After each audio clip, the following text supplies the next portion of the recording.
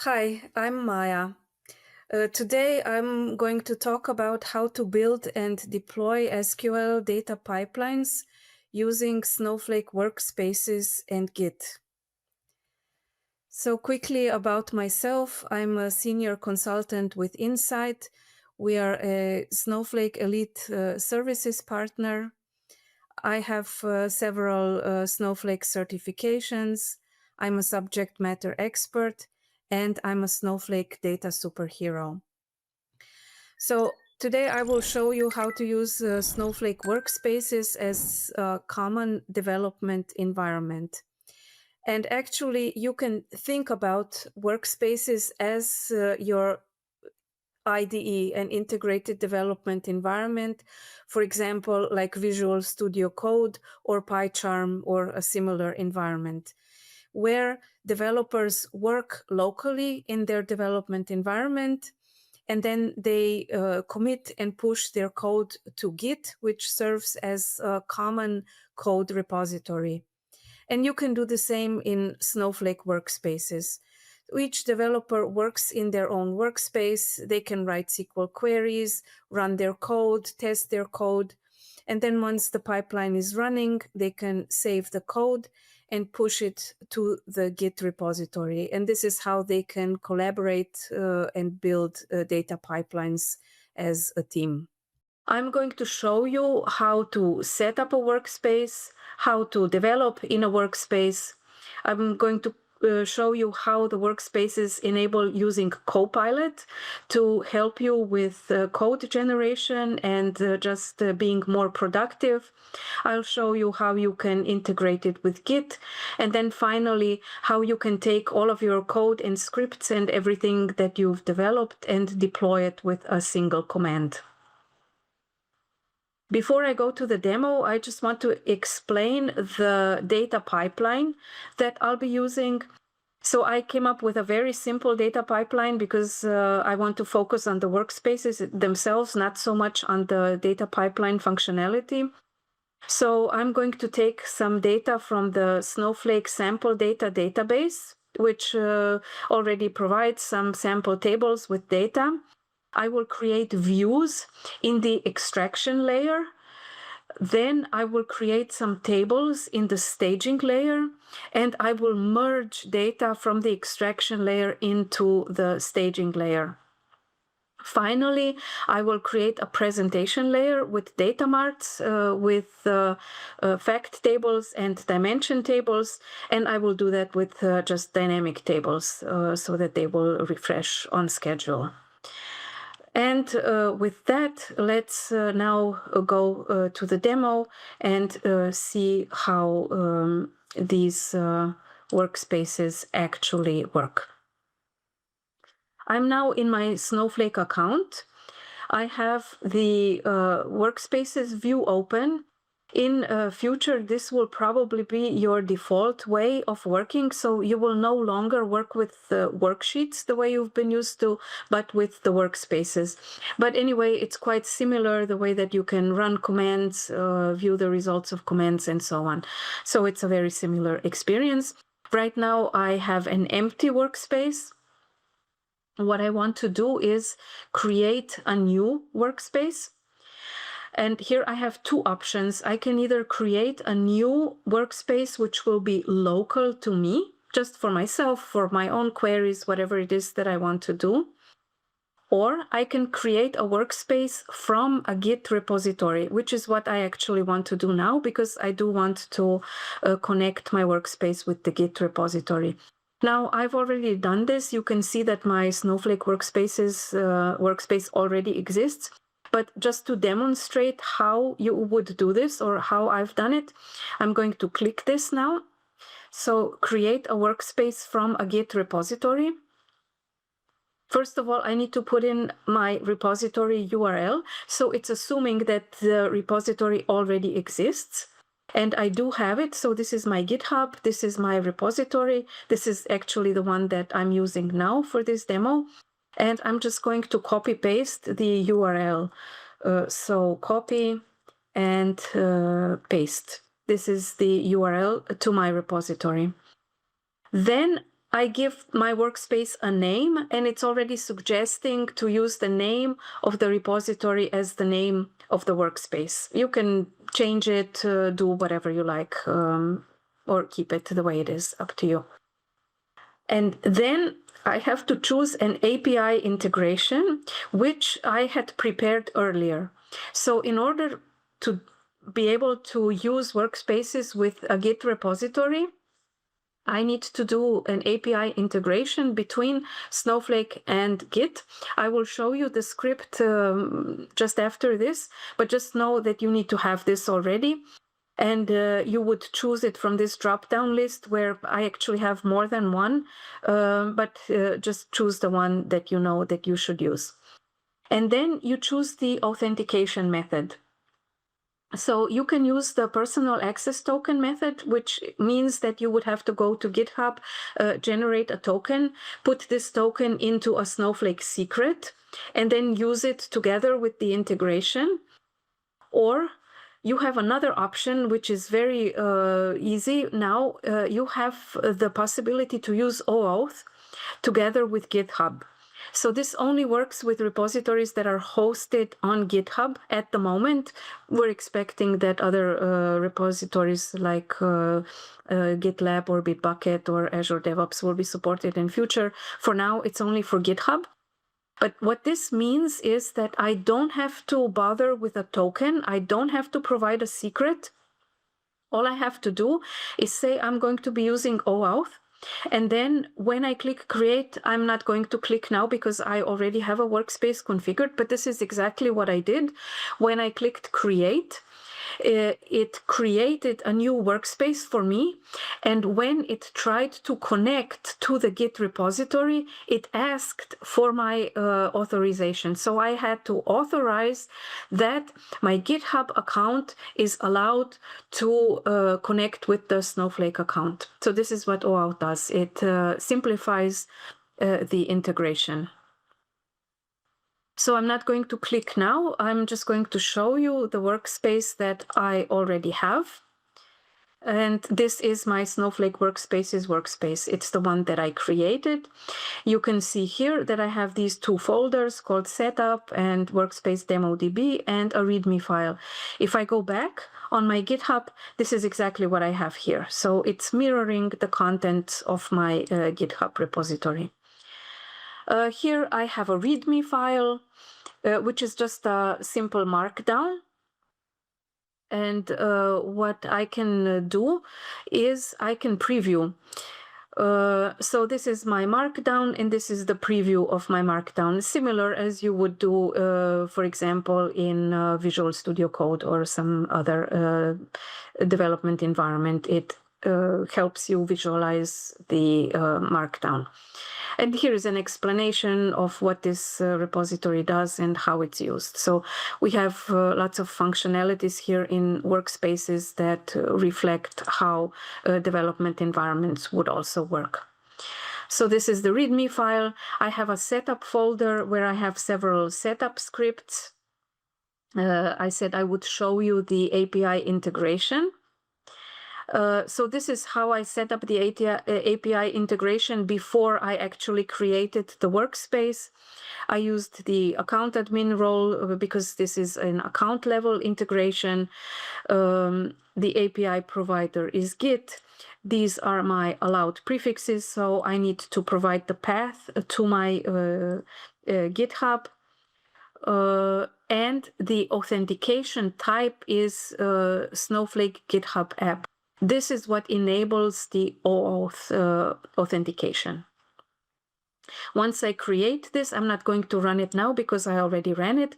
I can grant usage on this integration to the public role. The public role means that anyone in the account is able to use it, which then means that any user in the account is able to set up their own workspace and connect it with the GitHub repository, GitHub hosted under my GitHub account. It's totally fine sharing this with the public because I'm not sharing any authentication information. I'm only sharing the integration. I'm only saying that Snowflake is allowed to integrate with this GitHub account. I'm not providing any authentication. Users will provide the authentication once they create their workspace and connect it with the Git repository. Only then will they put in their credentials for GitHub, and that's when they will authenticate. So at this point, this is just an integration. It's not authenticated yet, so it's totally fine to grant this to the public role. Okay. I also want to show you, I have another setup script that I ran. This is just a quick setup script that sets up a data engineer role, data engineer warehouse, which I'm going to be using for my pipeline. It creates the database and creates the schemas. So this I already ran so that it set up my database with the schemas that I need. Now, the main part of this repository is the scripts. I organize the scripts according to the database and the schema. And if I go to the staging layer, the extract layer, I will see that in the extract layer, I already have scripts that create. Let's open one of them. The customer one, it creates a view. So I have scripts that create views for each of these tables, customer, line item, order, part, by taking the data from the Snowflake sample data, this database, this table. And I've already set this up for these tables. So it's probably not interesting right now to go look at each of these. But just to demonstrate how the workspaces work, let's create another view for another table that we don't have yet. If we go to the Snowflake sample data database, we will see, I'm using just the smallest schema for now. We have several tables, and I'm going to pick the nation table. So what I'm going to do now in the extract folder, I'm going to create a new script SQL file because it will be an SQL script. Otherwise, I have options of creating other types of files like we just saw earlier, a markdown file. I can also have Python files or any other kinds of files that I want. I can also create a folder. I can create a DBT project, which is not a topic of this presentation, but you can also create DBT projects. So for now, I'm going to create a SQL file. I'm going to give it a name. I have a naming convention, so each file is called create _ and the name of the object that I'll be creating. So nationx.sql. And what I'm going to be doing now is I'm going to say create or replace view, the name of the database, dot the name of the schema dot nation x as select a star from Snowflake sample data dot t the smallest one dot nation. And this should, if I run this now, it should create the view in this database, in this schema. So you will see that this looks very much like the Snowflake worksheet that we're used to working with. So you can run your code, choose your context. I'm using I should be using the data engineer warehouse, and it's already set my context, my database, my schema. The view is created. I can check what is in the view, select star from this view. It should probably contain some data right now. And yes, it does. It's sample data, so nothing interesting, but here's how we can see. Once I'm done with my script, I run my unit tests. I make sure it's working as expected, clean it up, remove all of my testing code. What I can do now is I can save this script. So it's already being saved in my workspace, but I can save it into the Git repository. So to do that, I'm going to go to changes. So this tab, it has all of my Git functionality. Here I can see that I have this new file that I just created, and that's why it's showing it as A, as in added. So it's using the same kind of markings as the standard Git commands. I have options pull and push. So pull means pull the latest files and scripts and code or whatever we have in the Git repository to my workspace. I don't have to do this now because I just created the workspace and it should be up to date, but normally I would pull first and then I push. And here you can see that I only have the push command. If you're used to working with Git, you probably know that you, in your normal development environments, you normally do commit locally so that it commits to your local Git and then push to the remote branch. So here you're always only pushing to the remote branch. You don't have the commit step. And this is also then very simplified for the users. You will also see that I have the main branch here. Because this is just a demo, I'm just using the main branch. I haven't created any custom branches yet. Of course, with a normal development environment, you would probably have some kind of branching strategy in place. You would have more than one branch. So if I had more than one branch, I would see them listed here and I can choose a different branch, as well as I can also create a new branch here. So if I press the plus button, I can create the new branch, but I'm not going to create now. I'm just going to use the main to illustrate. So what I can do now is push. I do still have to write a commit message because Git expects it. So I'll say added nation extract and push. So what it's doing now is pushing to the remote Git repository. It's successful. It pushed to Git. And what I can do now is go to the repository, refresh, and I would see that it was pushed just now, added the nation extract. If I go here, if I go into the X, I can see that this was pushed just now. So this is how we work with code. Now, after I've done the extract, I want to do the stage. So the way that I do the stage, let's look at some of the existing staging models, what I have, and it's the same in each one of them.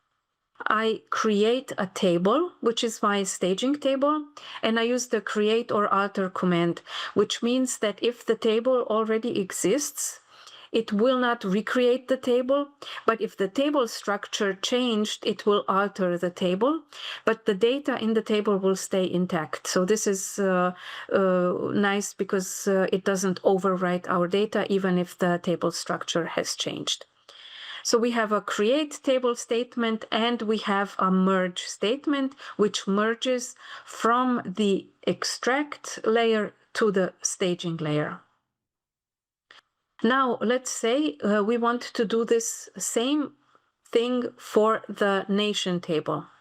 So what I will do is same as previously. I will create a new file and I will say create nation STG, following the same naming convention. I will say create or alter table workspaces demo.db.stg because it's the STG layer, .nation STG. And now I need the table structure. How do I know the table structure? I will go back to my sample data and I will look for the table structure of the nation table. So when I click the nation table, here's what happened. I got a pop-up window. So my window split. I got a pop-up window and here I can see the structure of the nation table. So workspaces are very powerful in these split window situations where you need to look at something side by side. It makes it very convenient. And I'm going to create this table, but I'm not going to use n_nation key. I'm going to rename the columns. So I'll say, for example, nation ID as my column, and its number data type. I will say nation name as varchar, varchar. I will put in the region key, so I'll call it region ID as a number. I don't want to put in the comment column, so I'll skip it. But I do usually put in a load timestamp column when I build my pipelines so that we know when the data was populated. So this should create my staging table for me. Let's run it, see what happens. Again, I need to use the correct warehouse. And let's run it. And it says executed successfully. I can close this one now because it's no longer needed. I will refresh my database explorer, and I can see that in my staging schema, in my database, I now have 5 tables, and one of them is nation. So the table was created. Now, the next thing that I want to do is write a merge statement that will merge data from the extract layer to the staging layer. So from the nation_x view to the nation_stg table. Now, of course, I can write the merge statement by myself, but look what I have here, Control I. This is the Copilot. So when I press Control I, here's my Copilot. And I can say, write me a query that merges data from nation X to nation STG. And this is fine. It's enough information because the Copilot knows that it can look inside the workspace. So it will find the nation table or the view that we have, and it will find the STG, and it will find its way. So let's just run this now and see what happens. So this is the Copilot functionality, and you may have seen the Copilot functionality in other development environments as well. And let's see what happened. It's saying merge into my target table, which is correct, using. So this time it didn't guess correctly. So I'm going to have to fix this. And I'll just fix it. I'm not going to reject, but I'm just going to fix it. How do I fix it? I'm going to accept, and then I'm going to fix it. So demodb.ex.nationEX. So sometimes it makes a mistake. It did go through the workspace. It did look for some nation table, but it didn't quite get it correctly. But that's fine. We can fix these small errors. It did correctly figure out that the nation ID and nation key is the primary key, and it's joining correctly. It's also figuring out which column maps to which column, so this is correct. It did realize that we don't have a source column for the load timestamp, so it's putting in the correct timestamp. And it's saying that when not matched, then insert. It looks fine, so let's run it, see what happens. And it looks like it updated the 25 rows. So it's working as expected. Okay, and now we can, keep on developing, adding tables. The whole team is working, building pipelines and so on. How do we now deploy this code? So right now we've been running each script independently, but what we would like to do is to deploy all of these as a whole. So in order to deploy, we will use the command execute immediate. And this command execute immediate will execute a script from a Snowflake internal stage. So what we need to do is we need to get all of these scripts and all of this code into a Snowflake internal stage. And the way that we will do this is we will create a Git repository. First of all, I've just created another schema called deploy, so keeping all of my deploy objects and scripts here. I created a Git repository using the same API integration that I used previously, and I'm specifying which GitHub repo I want to use. And I have already executed this, so my GitHub repository is already created. What I can do now is fetch. So the fetch command, I need to use the database, which is the DemoDB, and the deploy. So I'm going to fetch, which will bring my latest changes into my Git repository stage, and I can do a list command on the repository stage, which will show me all of the files that I have in my Git repository.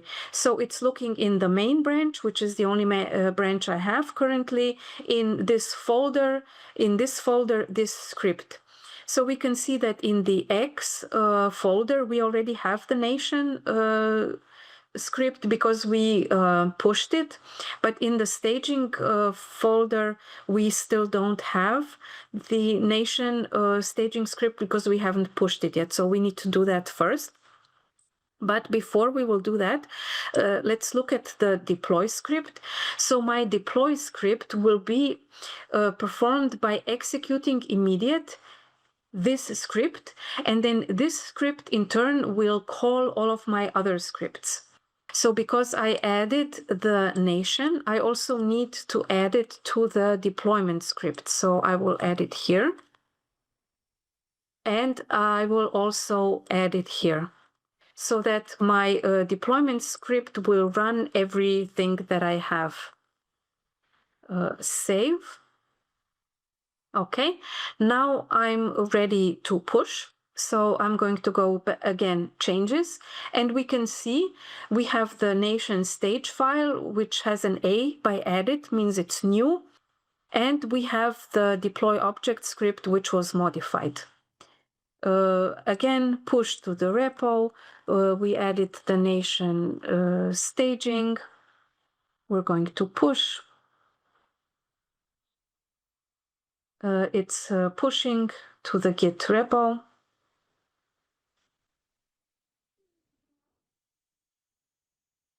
Pushed to Git. Now we have to do the fetch again, because once we pushed to Git, the code went to my GitHub repository. With the fetch command, we're now fetching all of the scripts from the GitHub repository into the Snowflake repository stage. And now we have the latest version of all of the code and all of the scripts. And now we can execute immediate. And let's run this now. This should now run the deployment script. So it's running the deploy object script, and this script is now running each of these commands. We can open the query history, where we will see that it's executing. So it's doing execute immediate. But this one is now only showing the script or the command that is being executed in the current file. If we want to see what is being executed on the database, we can go to the query history. And we can see that we have several queries running, because the deployment script is now running each of these script files, and each of these script files has its own command. And it's still running. Let's go back to the workspace, see what's happening. It's still running, but I think it should be done soon, because yeah, the last script was this dynamic table, and this is now done. And yeah, this is how we deploy our code. And this concludes my demo. I hope you will go back home and build something in the Snowflake Workspace and see how easy it is to share your code with your team. Thank you for joining this session.